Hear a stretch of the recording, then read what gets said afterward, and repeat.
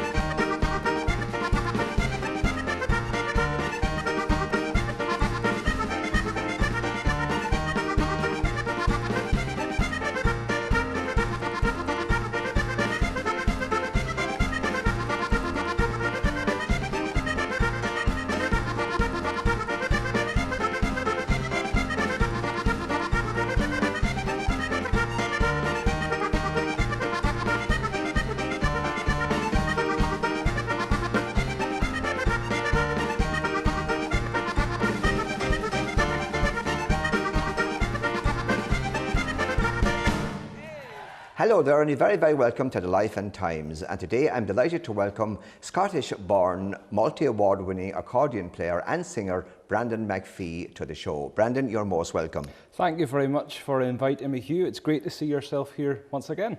Brandon, take us back to where it all began. Where were you born? I was born in Wick General Hospital in Caithness. Also, I lived in Castletown, which was a village just 20 miles away from there. I went to school in Castletown, and then high school was Thurso High School. And what are your favourite childhood memories or memory? Well, before I started music, I always remember at Christmas time, and I got a PlayStation 2. Now, this was the games console that everybody wanted. So it was probably unhealthy, the amount of hours I spent on it. But then a few years later, I had already started the accordion, and I remember receiving an accordion for Christmas. And the memories of playing the accordion on Christmas Day with all my family there, it's a memory that I still hold to this day. So. And what was the first tune you recorded? The very first tune was called Scotland the Brave, Murray's Wedding and Thistle of Scotland. I was 11 years old. It was on Pan Records label, which is a recording label based outside of Wick. And the first song came quite a few years later because I was about 16, and it was on Manson Grant and the Dynamos album, simply just called Country. And the song was written and made famous by Marty Robbins. It was called Castle in the Sky. Can you remember the first time you heard yourself on radio, and where were you, and what was the tune? I was 10 years old and I was playing live on Murrayfirth Radio in Inverness, and it was broadcast via the internet to Blue Water Radio in Canada. Andy Mack has a show over there, it's called The Sounds of Scotland. And my mum recorded the whole interview and live tunes on a cassette, and I remember hearing it back afterwards, and it was very surprising because I had never heard myself talk before, and of course my voice hadn't broke by that time too, so I remember thinking, you sound like a child, but I suppose I was. You've come a long way since then. The years have flown by, but I've loved every minute. And Brandon McPhee, who inspired you to become an entertainer? When I first picked up the accordion, I was 10 years old. My granddad taught me my first number of tunes. It just felt right. I knew from that very moment that all I wanted to do with my life was simply entertain, play the accordion, and once again was very fortunate that the singing came into it in years later, because I feel that that's added quite a bit to wanting to go full-time in music and be a full-time entertainer. And who are some of your musical influences? Well, Jimmy Shand on the accordion, there's Will Starr on the accordion, but some singers that have continued to inspire me is Johnny Cash, Don Williams, Elvis Presley, but one of my favourites is Billy Ray Cyrus. Right. And how did you actually first become involved in music? Well, there was no music before the age of 10. My granddad played the accordion in the house. He hardly even showed himself playing to the family. And he recalls memories of me asking him to take out the accordion and basically play tunes. One day he decided to give me a shot and taught me my first tune, and that's where music began. And tell me about your accordions. You've got many accordions. Tell me about some of the famous ones you have. Well, I have to say I've got 14 of them. So you could say I have an accordion addiction. But one of them I have is the very first Hohner Shand Morino accordion of the assembly line, which would have been given to Jimmy Shand back in 1951. It's the first one of the 4 Hohner Shand Morinos, so I count that one as very special. My favourite one has to be Will Starr's Hohner Shand Morino. Later on in his life, he purchased a Hohner Shand Morino, had it customed to what he liked, and had a fake, you could call it a fake row of buttons, put down on the 3 row. So technically that row will play any key you want because they don't work.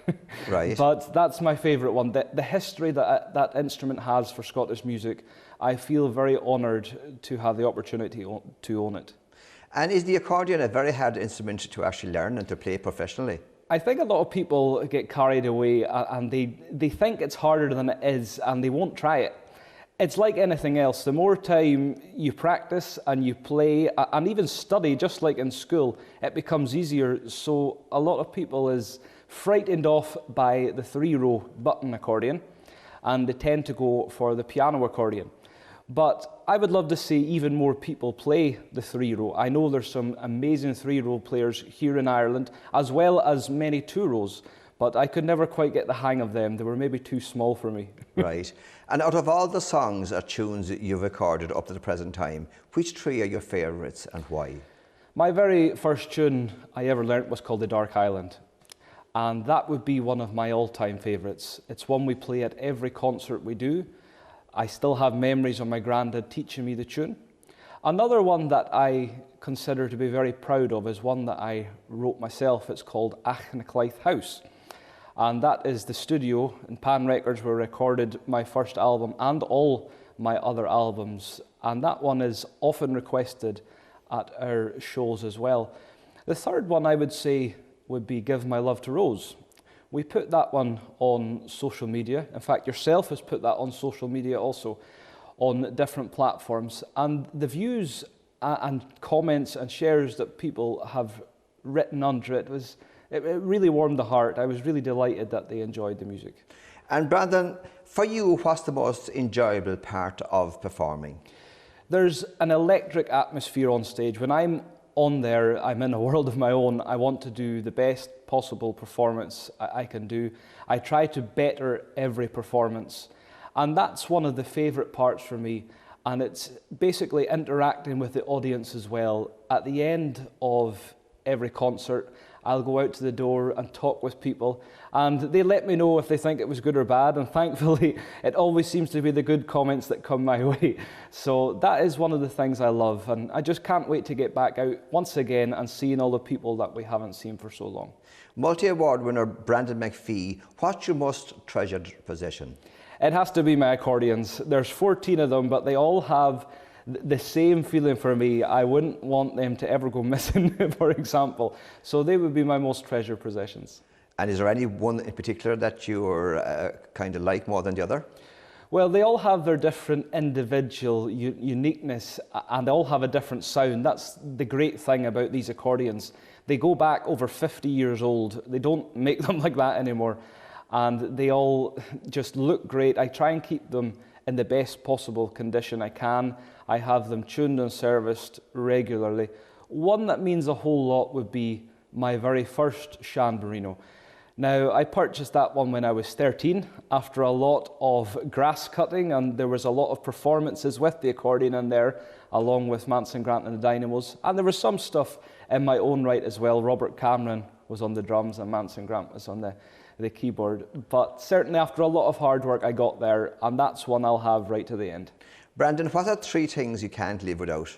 Well, there's practicing, there's rehearsing, and I would say recording. So it's all on the music side, because I couldn't live without any of those. They make my day each day. I'm just really pleased that I'm able to do it. And Brandon, what's the one piece of advice you were given that you actually followed? I've been very fortunate over the years to have so many different pieces of advice that would help me along in my career on the journey. And I try to follow every bit of advice I can get, because I feel you can learn something from everyone. And I'm just so honoured to have worked with so many names that have been in the business for all their lives and basically given me the support, encouragement and advice to help prolong my career. And I'm just ever so grateful to them all. There's just so many of them. Is there anything that you dislike about being in the spotlight? I don't think so, no. I love it all. When you're not on the road, what are your hobbies? Well, I've been taking up quite a bit of accordion repairs. I love getting an accordion. It tends to be a 3-row button key, to be honest, and repairing some of the things that would need done. And I end up wanting to sell them at the beginning, but then I end up keeping them, which is kind of counterproductive. That's why I have so many. But I've been learning with John Douglas Accordions, who is based in Dumfries. It's quite a bit away from where I live, but it's worth the journey, because I feel that every musician should have a full understanding of their instrument, because you never know when it's going to go wrong. Right. And tell me, what has been the highlights of your career to date? Well, I'd put it down to 3, actually. One of them would be winning the All Scotland Senior Accordion Championships. That was in Perth in 2014.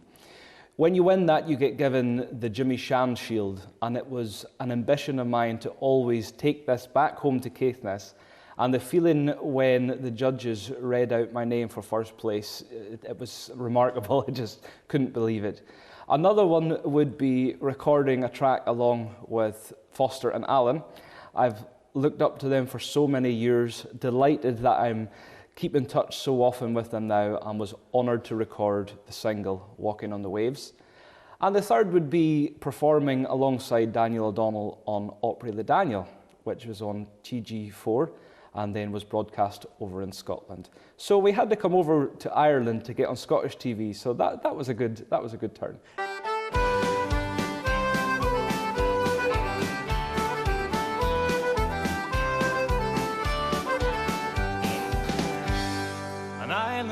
Sunlight, laughter in the rain, a whiskey in the darkness, it all feels just the same. Watch the sunset over Heinisch, see the twilight merge to dawn, hear the waves caress the shoreline as the island carries on. I've been walking these shores all my days, but with you by my side, I'm walking on the waves. I've been walking these shores all my days, but with you by my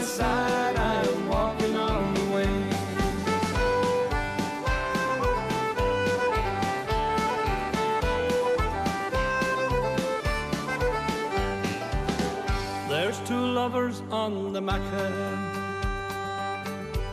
and they walk down to the sand. Their silhouettes are on the water as they paddle hand in hand. It's a game of sweet surrender when there's nothing left to say, and there are moments to remember once these days are long away. I've been walking these shores all my days, but with you by my side I'm walking on the waves. I've been walking these shores all my days, but with you by my side I'm walking on the waves.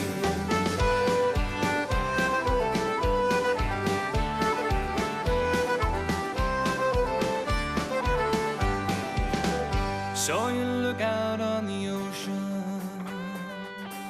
see the headlands and the strands, and you wonder what horizons will shape tomorrow's plan. Through the turning of the seasons and the cycle of the days, every drink's another reason to let tomorrow sail away. I've been walking these shores all my days, but with you by my side I'm walking on the waves. I've been walking these shores all my days, but with you by my side I'm walking on the waves.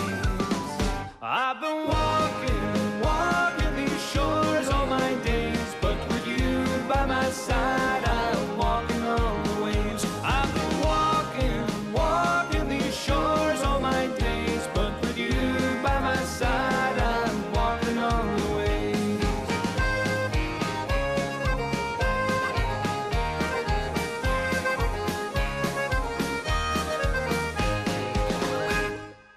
And Brandon, you've won many awards in the last couple of years. The very first award I ever won was when I was 10, and it was about maybe 6 or 7 months after starting the accordion, after I was enticed quite a bit, I might add, by some of my teachers to enter the competition. But that got something going in me. I wanted to keep competing, and by that time I had my eyes set on the Scottish Accordion Championships, and I was lucky to then keep going. I won the juniors and seniors, and there was also some Royal National mods in there. But after winning the Scottish Senior, I decided that I was going to stop competing and put my attention on full-time music and performing. So I'm delighted to say that when I stopped, I had 12 gold medals. So they mean a lot to me, although I keep them in a box under the bed. But Fabulous altogether. And tell me, what's the most embarrassing moment of your career to date? There must be some. Well, there's a good few of them. I think everyone's got a good few of them. Well, tell us a few of them. I remember being in Eden Court, and I think it was the first time that I had my own show there. And the event, it was sold out, and everyone, you can see everyone in the front, and I remember backing up a little bit. Of course, when I backed up a little bit on the stage, my foot tripped over a monitor, and I just about landed basically square onto my back. Right. And after I felt the face go a bit red, I pretended nothing happened and kept going, but that would be one. There was another time in Aberdeen Music Hall, and it was for the Old Meal Mill. And it was a multi-variety show, and it was time for us to get our stuff off the stage for the next act to come on. Anyway, I bent down to pick up the guitar tuner, and something happened to my back, and I must have cranked it or something. So I landed with my both knees onto the floor, and there's all these people in front of you, and there was a stage manager there that was really adamant it was going to be a quick change. Anyway, I tried my best to get up off the floor, and I did without hopefully too much people noticing. I think they'll know now if they're watching this. I got up, and I remember being pushed to get off the stage, and I could hardly move with my back. I was trying to get off. So I remember that one being quite embarrassing. And we were back on later in the evening, so I remember lying in the changing rooms on my back trying Resting to... yourself. And there was one more I remember, it was at an accordion competition, and I had won the competition, and the photographer was there taking photos. So of course he keeps adjusting all my basically shirt for the photo. And I remember seeing it afterwards, and it was in the paper, except the only thing that wasn't noticed is my fly was down and I was wearing bright blue underwear. So that's I still remember that one, but nobody ever mentioned anything. Lots of people will definitely remember that. That's right. Brandon, your most requested songs or tunes at your shows? Well, The Dark Island, I'm going to go back to that one. That has to be one of our most popular one ever to date. I think a lot of people resonates with that one. It goes back to a lot of childhood memories with them, and that would be one. The Flying Scotsman, which is a set on the accordion, people seem to really like the fast tunes, and they like that one, I suppose, because it's such a popular set throughout the Scottish traditional music history, and of course it's went all around the world as well. A song that we get quite often requested for is Give My Love to Rose as well, actually. So I would say out of all the songs, that would be one of my most popular ones. Of course, it was written and made famous by Johnny Cash, and he was one of my favourites. And the best compliment you have ever received to date? Oh, it's putting them all down to one, but there's been quite a few lovely comments. As I say, at the end of performances, I go to the door and talk to quite a lot of people. And when they tell you their thoughts of what they think, they often had said, you know, your voice is incredible, or you know, you're the best accordion player I've ever heard. And then you get the few that says you could sing more and lose the accordion. And I take this as all great comments, because to have people that then tell you your thoughts, you can improve on them if there's something that's maybe not quite right, and you can always try and better it every time. So I've had a lot over the years. I'm delighted that people take the time to do just that. And the best gift you have ever received? I'm going to go back to Christmas time. The accordion I got given from my mum and dad. It was an incredible feeling to get that, and I remember playing it for hours on end. So that would be one of my all-time favourite gifts I ever got. And the best gift you've ever given? Well, I remember for Robert Cameron's birthday, he's a massive Cliff Richard fan, and I got in touch with some friends of Cliff Richard and managed to get a signed photograph of Cliff Richard, and I presented it to Robert and he was delighted. So I think that would be one of them, because I never actually thought I'd managed to get an actual genuine signature of Cliff Richard, but I did. He'd be a guy I'd love to meet someday. Robert Cameron, of course, is your manager, plus in the band, the drummer in the band, and very effective at management and drumming. Well, Robert Cameron and Manson Grant I've known since I was 11 years old. And certainly I wouldn't be sitting here without them. The help, encouragement and support they've given me over the years is quite frankly incredible, and I'll forever be grateful for all that. Of course, Manson Grant and the Dynamos were huge and continue to do great business all over the UK and indeed in Ireland. I count myself very lucky, because I was performing with them for many years, still am to this date with my own concert shows. But I think the two people that I've learnt the most of over the years is the two of them, both Manson and Robert. They've been on the go for over 50 years. Manson has been all over the UK, Ireland, and represented Scotland in Nashville. That's right. At Fanfare in the 1980s. It's incredible, and I feel very honoured to know them. Brandon McPhee, what's your star sign? I think it's a Scorpio. My birthday's in October, October 26th, so I'm 25 this year, so halfway to 50. Oh, well, you've a long way to go yet. And your favourite animal, and why? It would be a tiger. I always loved how they looked. They were always such majestic, well, I'll call it creatures, but basically they were always fascinating to me, how they managed to be so slow and basically then so fast when they start running and things. So I would go with a tiger. And your favourite colour, and why? Has to be blue, and not just because I'm from Scotland. It's because I remember watching Manson Grant and the Dynamos before I knew them. And they had a videotape that was recorded in Ireland, and they had a blue jacket on. And I remember thinking, one day I would love to be in that blue jacket. And thankfully I did get to be in that blue jacket, but that's my favourite colour, and that's why. So your favourite item of clothing is the blue jacket? I would say the blue jacket probably because I've seen it so much. It's certainly my most used over the years as well. What one habit do you wish you could break? Now, this is the fascinating things. I think after a performance, you always come down from a high. You're great on. You have a great feeling on stage, and then when you're in the van and you're heading home, it becomes very low.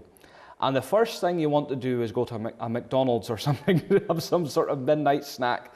So thankfully, I'm hopefully going to be breaking that habit one of these times when we get back out. But that's a few years ago now, to be fair. Have you ever Googled yourself? I think if any person that's in entertainment says no, I think they would be lying. Because I think the curiosity factor takes you into the internet and you think, what is on there? What has people been typing in? And of course, you have to make sure everything's good. And if it's not, you have to try and get rid of that as well. Brandon, how do you go about picking tracks for an album or a single? That's very, very important. Well, something that sticks with me is if I hear a song and it sticks with me quite a bit, the melody stays in my mind, and you hear the song again, and you start remembering different lines of that song. And it's the same with the tune on the accordion. If you remember different parts, to me, that's something that has to be recorded, and you have to go into the studio and do it right away. Because if you can remember a tune or a song after even a short spell of what it would be, then that's worth recording. I think the best music has to be on the LPs. I'm not so much into the modern kind of music. I like to go back a few years, and I think the best music is on LPs. So that tends to be where I find quite a lot of these great songs. And you've also a huge following on YouTube, and one of your videos is getting a lot of airplay, particularly in the USA. Tell us about that. That's Walking on the Waves. We have that promoted by Steve Baker, who's promoted it over in America. And delighted to say that it's reached 40 million households on the Heartland TV network. It's on another network called Ditty TV, and was on another one, Florida-based, although goes all around the world. It's called Style City Music Presents. So we were delighted by some of the feedback we were getting from there, because of course I would love to tour over there someday, and to have people come back and tell you that they enjoy your music and are so far away, it just shows you how small the world really is. And you've also a lot of success with singles in Europe and Australia and the USA also. So tell us about that. We promote our singles via Hillcrest in Canada, which is a radio promotion company who puts out singles all around the world. The one that is played in most is always Australia. And we've been really lucky to have a couple of our singles in charts over there. One of them, which was a Christmas song, How Do I Wrap My Heart Up for Christmas, reached #1 in a Tasmanian chart. And there was another one that went to number 38 in Australia. And Walking on the Waves went to #1 as well in the Tasmanian chart. But of course, it's distributed all throughout Europe, and there's quite a lot of airplay in Canada and America as well. So I'm just delighted people is hearing the tracks, and hopefully they enjoy them. You like coming over to Ireland on tour? Ireland's like a second home. We were over here so much before the pandemic, and we were trying to branch into different areas and get the music out there as much as we could. The people were always so lovely. It was always great to see the different towns and cities. But of course that all came to a close, and I just can't wait to get back here. It's great to be down here in Cork. It certainly is great to see the different parts we've never seen before. Although we were in Cork a few years ago at the Commons Inn. That's right. And you were also down West Cork. You were down That's here in Bantry. Way down in Bantry, going back a couple of years ago. Now also. that is one spectacular place for scenery. You also recorded an Irish album not too long ago. Now that was a fair challenge. Wilsall McDowell from the Irish Rovers had sent me an email with a set of tunes. It was a set of Irish reels that were written by Ed Reevy. And he said, you should try and play this set of tunes. And at first I thought, that sounds different. And then the melody sticks that little bit, and I thought, now I have to go and learn this. And I tell you, I think it took me about 13 hours. It took a long time to learn that set of tunes. And then I got talking with the guys in the band, and they says, well, why don't you do a whole album of accordion music that's all from Ireland? And I thought, well, this is a great idea. But of course, to get Irish music just right, I think you actually need to have Irish blood in your veins. So I got a couple of books that showed you how to do some of the Irish grace notes and some of the Irish way of playing. And there was a couple of how-to DVDs as well. So I certainly did my research, and lucky enough to have a lot of friends over here, and especially three-row accordion players down the area here in Cork that gave me a lot of help with different tunes that would be popular. So after a long time learning the tunes, of course I play only by ear, so I have to learn the tunes all individually. The album came together and was really fortunate that Mick Foster did the sleeve notes for me on that, and really delighted by the feedback it's had. It's something completely different for me, and it was a real pleasure and really enjoyable to do. You're also hugely popular in England, Scotland and Wales, of course, in Northern Ireland. We've been on the go since I was 10 years old, I suppose, although when I left school, that was when the real action took place. It went full time into it all. I got a lot of time off in school. I was given a lot of homework when I was away performing. So we've been trying to build what you could call the brand for a lot of years now. But it would be great to get into some different areas, meet some different people. I just love to tour the world. Nothing would make me happier. One of your ambitions was to meet Donal Ring and to perform with him. You're going to realise that today. What's your feeling about that? It's incredible, to be honest, because Scotland has had Sir Jimmy Shand and Ireland has Donal Ring. So I've wanted to perform with Donal Ring for so long. He's got an exceptional sound, one of the best in the business, and really delighted that I'll get the chance to perform with him today.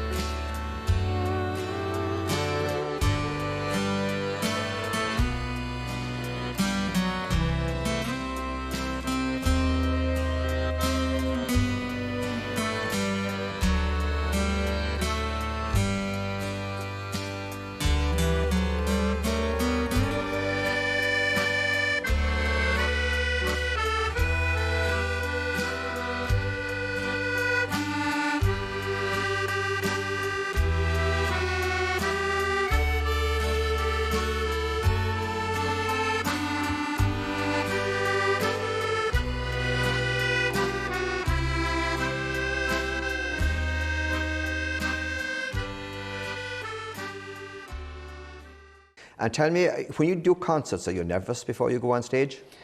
I think everyone has to be nervous somewhere, and if they're not, it means that they don't care enough. I want to do the best I can, and when I get out there on stage, after the first few minutes, you just go out there as much as you can. But there's always that little bit, that nervous, because you're worried about how it goes or how it's going to be, and that's about the only part, just at the very beginning, and then it just falls into place, and the night goes like a few seconds. And what's your ambition for the next 3 or 4 years? Where would you like to see yourself in 4 years' time? I would love to be touring theatres all around the world. Canada, Australia, even more down here in Ireland, all over the place, bringing the kind of music we do, being Scottish, folk, country, a whole mixture, right from the very top of Scotland to all around. I know you told me earlier on you're only 25 years old. When your time comes and you meet a man above, what would you like to say to him? Or what would you like him to say to you? Well, I'd like to think it's a big ceilidh house and we're all going to have some tunes, so I hope that all the legends will be there and he'll just say, he'll ring the bell and say last orders. So you want to continue up above? And I'll continue at the ceilidh house on high, I think. Well, you brought your accordion with you also, Brendan. So you might play a tune for us here on your own before Donal comes. I'd be delighted to.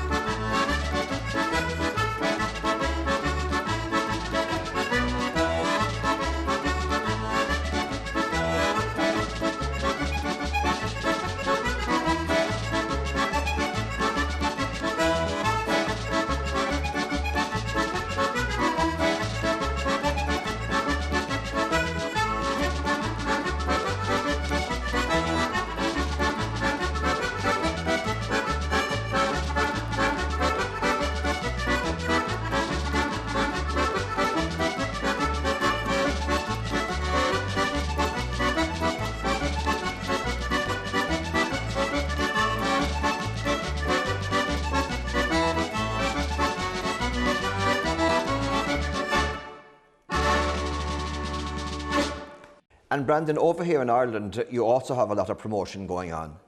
I've been very lucky over the years to have a lot of promotion here in Ireland. I believe one of the first people to ever play my music over here was yourself on the Hot Country TV programme, which I'm very grateful for, so thank you very much. And you've continued to play the music all over the years. Deborah Dowler has been doing all the radio stations here in Ireland, which we're very grateful for. So as long as people hear the music, they enjoy it, that's what counts most. And of course, Brandon, all the radios who play the music and all the DJs and all the presenters down through the years, and indeed all over the world, I suppose, without them, and the television, of course, also very important now. They all play a part. They do. Without them, there would be no music at all, especially our kind of genre of music, which is maybe on the smaller side to what would be the whole world. But certainly, I think every entertainer is grateful to all DJs and the television, of course, also. And of course, there's your app, which goes all around the world. So we've got a lot of things going on. And then separately, of course, you've got the newspapers and the magazines, Exactly. also very, very important. I think you need to get something out there in every aspect you can, because there's maybe people who don't watch TV, don't listen to the radio, but then do look at newspapers and magazines and things. And of course, you have a lot of great newspapers and magazines here in Ireland too. So that really there are good newspapers and magazines all over the world, really. Oh yes, well that's for sure, and they always tend to have a music section, and there always tends to be some great articles in there. So we'll keep doing our thing and try and get as much articles and airplay as we can with everything. Would you like to perform in Nashville? I would love to, you know. I think if any, where I would like to perform most has to be the Grand Ole Opry. I've been there as a visitor, but I've never actually sung or performed there, but it would be great to do someday. I think it would be incredible. Daniel O'Donnell did something from there, and I've seen some videos, and it seemed incredible. Brandon, do you mind all the travel? I think I love it. You know, I love seeing different places. I love meeting different people, and I think it's part of it. I think if you start off and don't like the travel, you're possibly in the wrong job. If you weren't an entertainer, what line of work would you be at?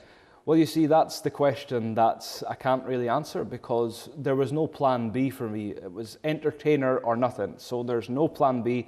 I'm not going to give up, and it's going to be entertainer, and that's it. Even when you were very, very young, to thought I was entertainer? Well, before the age of 10, before any music at all, I didn't really know, to be honest. You didn't have anything that you would maybe look forward to wanting to do. But certainly when the music came, that was my thing I wanted to do from the beginning. Well, thank you so much for taking the time to join us today, Brendan. And you came all the way from a week in Scotland to be down here in Cork. That's a fair journey. It's thanks to you, Hugh, for taking the time to interview me here. It's had a great welcome. It's been a great journey. It's a long way to Tipperary, but it's a little bit further to Cork. But it's been very enjoyable, and hope to catch up with you sometime in the future. And wishing yourself and all the viewers all the very best. Thank you very much, Brendan.